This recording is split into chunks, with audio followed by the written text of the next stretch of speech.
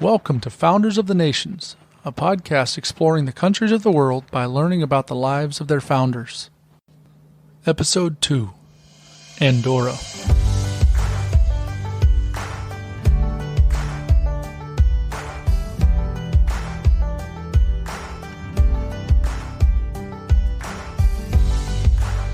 Andorra is the smallest nation that we'll cover in the A's. It's about 15 miles wide and 12 miles long. That's about 6 times smaller than Rhode Island, the smallest state in the USA. It has 7 parishes. Louisiana, you know about that. Those are basically like counties. Andorra is situated on the border of France and Spain, nestled in the Pyrenees Mountains there. It has been a semi-independent and then independent country since the time of Charlemagne, near the turn of the 9th century AD. It's basically made up of 2 branches of the Valera River, which flow together to create the main Valera River near the center of Andorra. These 2 branches and then the main river help create 3 narrow valleys in between the mountains that define the countryside. One interesting thing I found about all these valleys is they all face in different directions, and the mountains are so high that each valley kind of has its own microclimate. So even though it's a small country, it does have a lot of different things to see. So then, how did this country somehow on the border of 2 other countries even begin? Why there? How did it survive? Well, these questions and more will be answered right after I give you some historical background, which I hope you care about. One other thing before we get started, there are maps on the website at lang4life.com/founders. I would recommend you check them out before or after listening to the podcast to understand a little better what's going on. Please don't look at those while driving cars, trucks, trains, or anything else that requires your attention. On with the story of Andorra's founding. It's the 8th century AD, and the Umayyad Caliphate has recently moved across from Africa into Spain. The Umayyads have reached Spain are commonly called the Moors, so that's what I'll be calling them for the most part.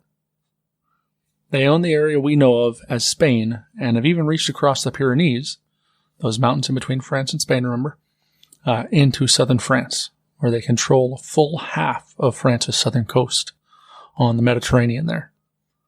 When the Moors first pushed into upper Spain, many of the Christian peasants who lived near the Pyrenees sought refuge in the mountains. This is kind of the time when it's considered that most of the people who are going to be Andorrans moved into those mountain valleys. Meanwhile, in the area that we know of as modern-day France, the Franks have a stronghold on things.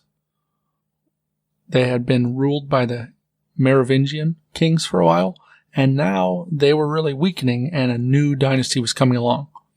And one of the kings of that dynasty was named Charlemagne, and he will play the pivotal role in our podcast today. So let's get a little background on what's going on before he got to the throne, and then talk about how he helped Andorra find its nationhood. Charles's father and grandfather had been leaders of the Franks. His grandfather, Charles Martel means the hammer, was an illegitimate son of the mayor of Austrasia, which is basically northeastern France. The mayor of Austrasia at that time was nominally a mayor ruling under the Merovingian kings, which was the first Frankish dynasty.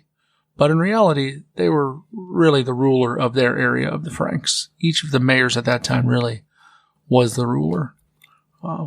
When Martel's father died, Martel fought and defeated a coalition of his father's former subjects who wanted the legitimate child heir to be on the throne. So he was able to maintain control there after his father died. Martel immediately began enlarging Austrasian territory and was able to take over pretty much the whole of northern France before long. He would eventually take over all but the southeastern part of modern-day France. It was southwestern France, though, and the Moors that we are most interested in, so that's what we'll focus on today. The Moors had been fighting with the Duchy of Aquitaine in southwestern France for a while. The duchy won a few early battles, but eventually was defeated and pushed back. In 732, the Duke of Aquitaine asked for help from Martel as the Moors pushed him all the way back into central France. Martel was excited to have this excuse to march in. Martel quick marched his men across France to near Tours in modern-day France, and he soundly defeated the Moors there. The location of this battle would mark the high water point for the Moorish expansion into Europe, and they would slowly be pushed back towards and then over the Pyrenees from here on. Martel did many other things and is considered the father of Charlemagne's dynasty, the Carolingian dynasty. But we need to get to Charlemagne, so let's keep moving. After Charles Martel came Pippin III, or Pippin the Short. Pippin was the first in this line to take the actual name King of the Franks. He fostered a close relationship with the Pope, helping him fight against the Lombards, who were people in the southeastern corner of France. And he also gifted the Pope land, which would go on to become the Papal States, a kingdom ruled by the Pope. Pepin spent most of his time attempting to subdue the lands that his father had conquered, especially in Aquitaine, which remember, southwest France. In 752, he was able to put the final Moorish stronghold in France to siege. The stronghold was called Narbonne, and it was located on the Mediterranean Sea. The siege lasted 7 years, but finally the city surrendered in 759, and Moorish control in France was broken from then on. He did many other things we could talk about, but again, we need to continue on to Charlemagne. So Charlemagne was born the eldest and possibly illegitimate son of Pepin III and his wife. It seems like there's some thought that he was born before Pepin III married his wife sometime in their betrothed period. He participated in many battles with his father growing up, right up until his father died in 768.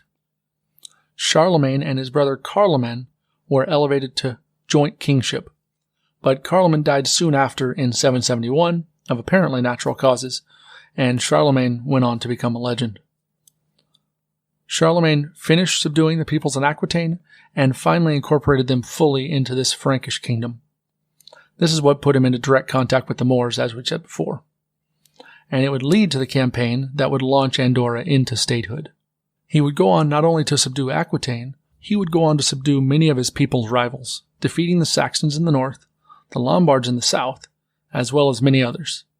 And he would eventually hold basically all of Europe, west of Poland and the Balkans, and north of Barcelona in Spain, including even a large chunk of Italy.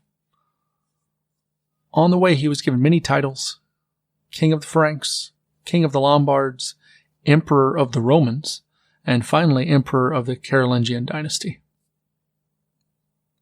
He is considered the most important European monarch or emperor of this period, not only for his military conquests mentioned before, but also for reforms he made domestically. He made economic, religious, and educational reforms that really changed Europe. One example was his emphasis on reading and books. Under his care, a massive copying of older, especially Latin manuscripts was done. This cannot be overstated. Many of our surviving Latin manuscripts can be traced directly back to these Carolingian Empire manuscripts. Without these, our modern-day look into Roman times would be even more limited than it is. During the course of all this copying, the Carolingian scribes also came up with a new way of writing called the Carolingian minuscule, which was basically a way in which you could write Latin faster and easier using a smaller kind of writing style. Along with all this copying of the classics and re-looking at all these things came what's considered the first real European Renaissance. There were 3 of those overall, and the last one being the big one that we all know as the Renaissance. Well, during the Renaissance, they actually mistook this Carolingian minuscule writing style for Latin, and this became the basis for the Renaissance's humanistic minuscule, their own kind of writing style rather than Latin. And that would become very important because, as you know, the Renaissance had lots of writing to do, and using that as their main way of writing led to it becoming the Roman typeface once printing presses were around. And that led to something called Times New Roman, which we use nowadays. So, there's that. Because of Charlemagne's Renaissance man-like qualities, kind of being good at everything, he was seen as one of the chief models of chivalry throughout the Middle Ages. So while the Carolingian Empire would only last about 88 years, it would have a profound cultural effect on Europe throughout the Middle Ages, but also into today. Many historians believe that it was at this time that the idea of what we think of as Europe today really came into shape, with Charlemagne's work putting his empire together. I found all this pretty surprising because I don't remember really learning much of anything about Charlemagne growing up. When I saw his name, it kind of rung a few bells, but there was nothing that I knew about him. Did y'all's history classes teach any more about him, or was it just me? Anyways, back to Andorra. During the course of all of his conquering and reforming, the Umayyad Caliphate, which owned a large part of the Middle East and northern Africa at this time, had lost control of its Spanish holdings to a Muslim rebellion, and it was now mostly owned by the Emir of Cordoba, an independent Muslim nation. Only the northwest corner of Spain still remained in their hands, and the leader of that came to Charlemagne's court in 777, looking for help and pledging to become a vassal if Charlemagne was able to help him defeat the Emir of Cordoba. Well, Charlemagne thought this was a great idea to at least stop the Moorish raids, if not expand and take over Spain. So in 778, he launched a campaign across the Pyrenees. He first defeated the Basques, an independent people living in the Western Pyrenees, and burned their capital to the ground. Then his army scored a few victories on the battlefield and pushed the Moors back a bit, but somewhere in there he lost a battle and started heading back into Frankish territory. Now, I couldn't find a lot of detail on this campaign, and that's why I'm using kind of vague language here, but we know the general idea of what was going on. So, while he was heading back into Frankish territory, the Basques, who apparently didn't care for the burning of their capital, tipped this campaign into a disaster. While the Frankish army was moving back through the Pyrenees, the Basques ambushed them, and Charlemagne lost many high-ranking officers and most of his rear guard. This first campaign is considered one of the first points where Andorra may have gotten its start. As Charlemagne's armies marched across the Pyrenees, the people living in the valleys there may have volunteered to guide his soldiers through the Pyrenees, or maybe they even volunteered to join him in his campaign. In exchange for this, he declared them an independent city under his protection. Another important note about this ambush in the mountains was that it actually spawned a famous 11th century poem called the Song of Roland. It was 4,000 lines of verse, and it basically turned this ambush and the campaign in general into this epic campaign between good, the Franks, and bad, the Moors. Of course, you're probably thinking, wait, they weren't fighting the Moors there, they were fighting the Basques. Well, yeah, but epic stories don't often need to stick with the truth. It sounds much better to say they were fighting this epic struggle between Christianity and Islam rather than to say he burned their hometown, so they decided to kill him while he was in the valley. So this epic poem is considered something like the French version of King Arthur and the Knights of the Round Table. So this campaign actually ends up being very famous, and especially this battle. And even today you can look up the Song of Roland and see how it really affected Frankish culture and eventually French culture. Anyways, after the Frankish army pulled out of Spain, the Moors marched back in on the Spanish side of the Pyrenees and pretty much got back to normal.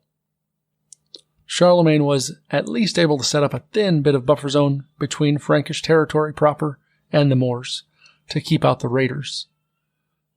These buffer zones were things that he kind of set up all around his kingdom, and they were called marches. And basically anywhere where there was a country or state nearby that needed some space, he would set one up. And it seems like this was where, especially Andorra and other small city-states like it, would be kind of commissioned in the Pyrenees Mountains as these fortifications to stop or slow down raiding parties and armies coming from Spain. Well, so as his sons grew up, Charlemagne sent each of them to grow up in the territory he wanted them to be king over, so that they would be able to govern their locations well when they were older. And this is how Louis the Pious ended up in the Spanish March, as it was his assigned domain. This Louis is where the more official version of the founding story comes in. Louis, as governor, won a great victory against the Moors, at the place where the Valera River forks. Remember, that was the river kind of in the middle of Andorra. And after the battle, he named the country Indore, and Indore became Andorra. So he officially made it a self-governing state, settled some of his men there, and demanded as yearly tribute a herring!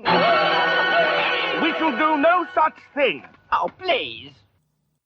Well, it didn't happen quite like that, but he did ask for 2 trout, and I couldn't help but think about the herring.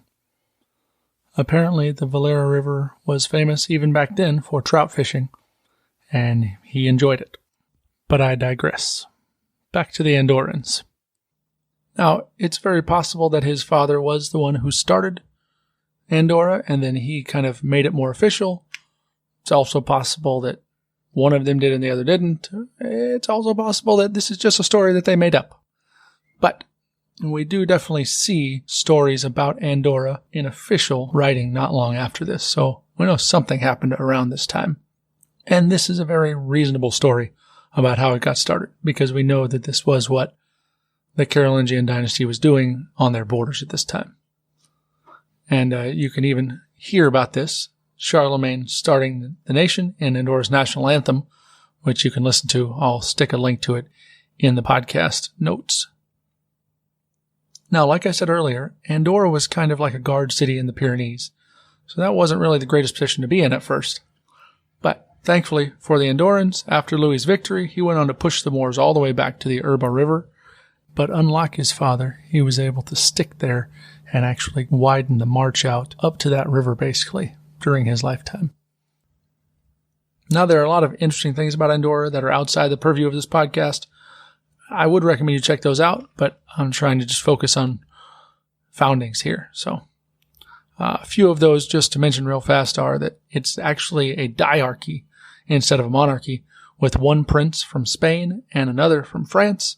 And this has kind of existed since basically somewhere in the 11th century all the way up to today. Now, not to say that they're ruled by princes, but their princes are one from Spain and one from France. After doing some digging around, I found that it seems like this might actually be one of the oldest governments in continuous use in the world up to this point. Of course, there are many old countries that are older than this, but they've changed governments so many times. While Andorra has maintained this kind of diarchy since about the 11th century. If you want to know more about Charlemagne or Andorra, there are lots of books and podcasts and other things available to do that. I read the Carolingian Chronicles, which is a compilation of different sources kind of set next to each other so that you can read them all chronologically. There are also a lot of podcasts out there. I'll link to those in my podcast intros mini episode that goes along with this one. I'll have some samples of what each podcast sounds like, and you can go check them out. There's also a metal CD done by Christopher Lee about his ancient ancestor, Charlemagne. You can definitely find that on YouTube. And that's where we'll end today's episode. Andorra would end up outlasting its mother empire and would pretty much stay in one piece from this point on. It's really a pretty astonishingly long history for any country, let alone a tiny one on the border between two larger countries. Now, I will be doing some extra at the end. I'll have a little bit on what we can learn from the life of Charlemagne, or at least what I learned, and then some of an almost founding father of the newer Kingdom of Andorra. So stick around for that if you want to hear a story from the 20th century. If not, no worries. If you enjoy what's happening here, message me at the website, on Facebook, or email me at info@lang4life.com. I'm also on Twitter.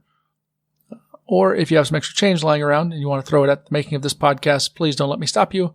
I am on Patreon. Founders of Nations is what you can look for there. Anyways, off we go with overtime. It's not overly long today.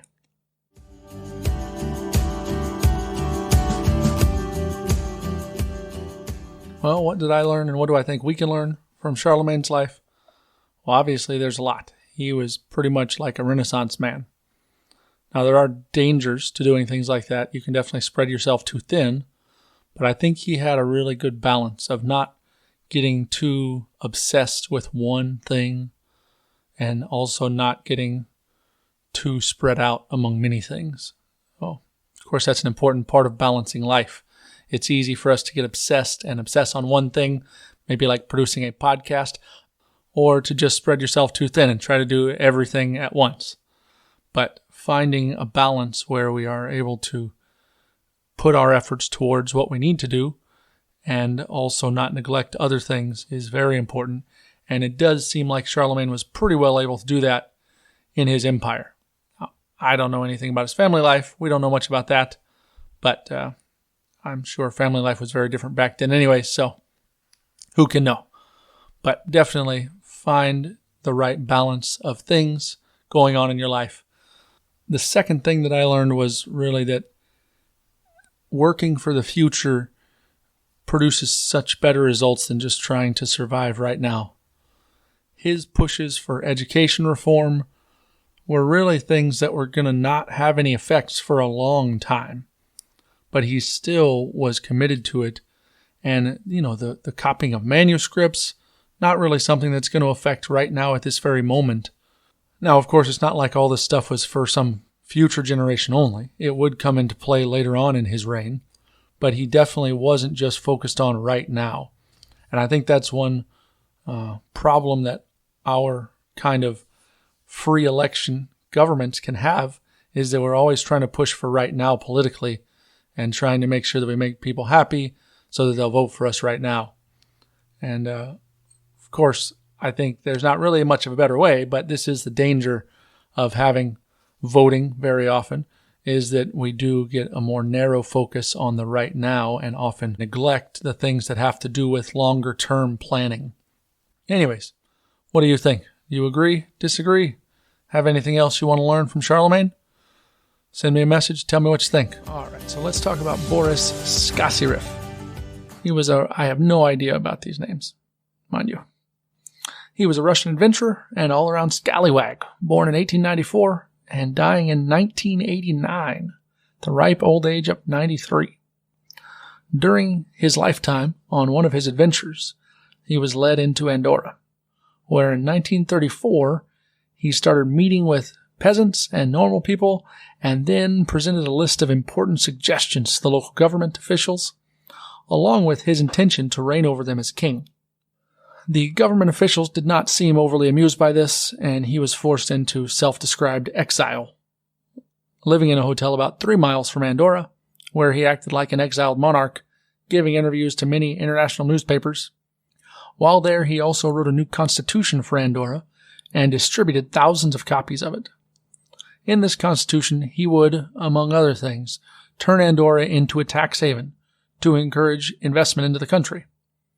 According to legend, he organized around 500 volunteers and led them into Andorra, where the Grand Council of Andorra apparently voted to accept him as king, with only one of the Grand Council saying no. This lasted about 2 weeks, until 3 constables from the Spanish Civil Guard were brought in and arrested him.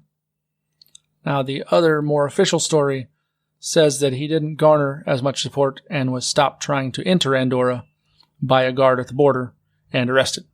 But who can be sure? I can tell you, though, that Andorra has had trouble with other European states to this day because their taxes are so very low. So maybe they took some advice from him. Maybe he was onto something. All right. Anyways, that's it for today's podcast. Thanks again for coming. See you next time on Founders of Nations.